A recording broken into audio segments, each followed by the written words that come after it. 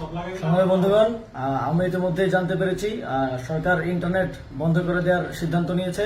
আমরা আবারও শঙ্কা করছি, ইন্টারনেট ব্রডব্যান্ড সবকিছু বন্ধ করে দিয়ে আবার দেশে একটি ক্র্যাকডাউন চালানো হবে, মানুষকে হত্যা করা হবে এবং একটা হত্যাকাণ্ড চালানো হতে পারে আগের বারের মতো।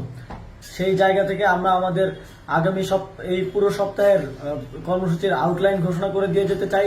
আমরা জানি না ইন্টারনেট বন্ধ হওয়ার পরে সমন্বয়কদের কি হবে, আমাদেরকে আবার তুলে নিয়ে যাবে কিনা, মেরে ফেলবে কিনা, কিংবা যে কোনো কিছু ঘটতে পারে।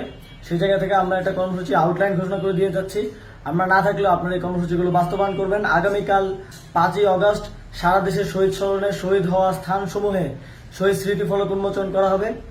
11টায় শাহবাগে শ্রমিক সমাবেশ হবে কেন্দ্রীয়ভাবে, 5টায় নারী সমাবেশ হবে শহীদ মিনারে।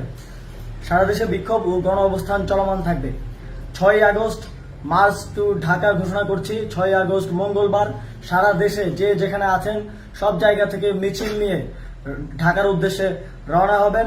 সারা দেশের ছাত্র নাগরিক শ্রমিকদের ঢাকায় আসার আহ্বান জানাচ্ছি।